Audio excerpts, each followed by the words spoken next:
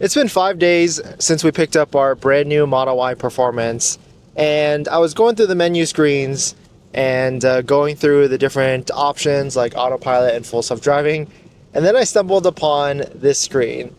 And that screen is the full self-driving or self-driving stats. And I looked at it and I thought it was pretty funny because it actually shows me that I've driven almost 100 miles, and the rate or percentage of self-driving that has been driven is 96%. So it got me thinking, like, why do we even buy a Tesla Model Y Performance if we're going to be full self-driving almost every single time we're driving around? And so it's pretty interesting. And so I kind of want to give my thoughts on that and the progression and I guess like the plan on what we're going to be doing to our Tesla Model Y that makes it worth it to be the Performance. But I guess if you really have to think to yourself, are you going to be someone, if you're going to be buying a Tesla Model Y, are you going to be taking advantage of the performance aspects? Like, are we going to be taking it to the track or Tesla Corsa?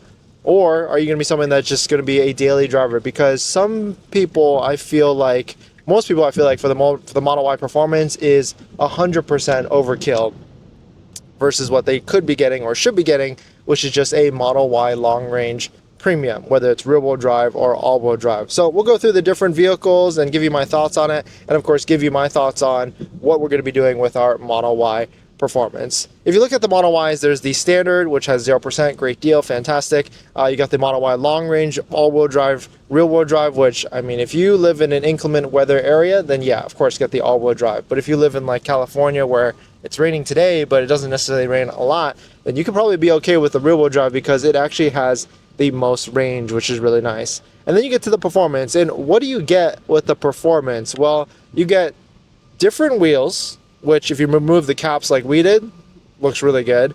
You get a lower front bumper and a lower rear bumper. You get a diffuser on the rear.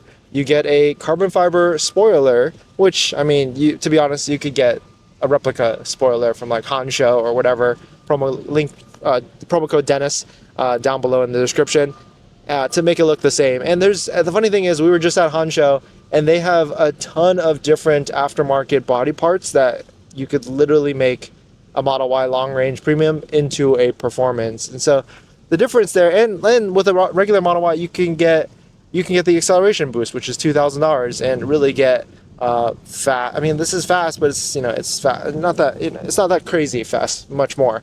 Now, of course, there's adaptive suspension, which that's something you can't necessarily see, but it feels a lot good. I mean, you get the performance aspect of the handling, but to be honest, like, are most people really going to be taking... I mean, Tesla vehicles, because of the low center of gravity, because of the battery, they feel so good already. So, like, are you actually going to be feeling the difference, or is this something that when we take it to the track, that's where you're going to feel the difference? You do get carbon fiber trim pieces within the interior, but, I mean, hey, that could also be replaced or swapped out at your own cost later on. But the seats, I think the seats is really where the money is. And of course, like, these seats, like, I think if you try to buy them OEM, they're like, what, $3,000, $4,000 each, or maybe $2,000 to $3,000 each.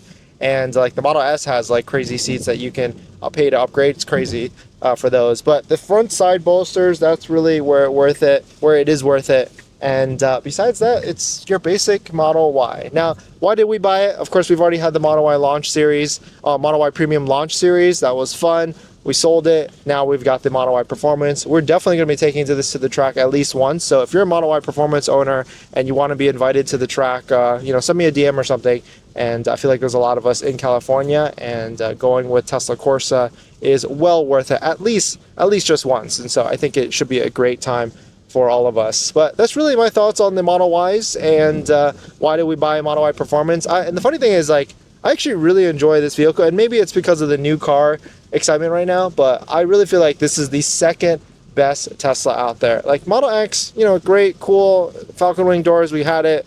Would I buy the new one? No, I'm not excited for it. It's like essentially the same thing.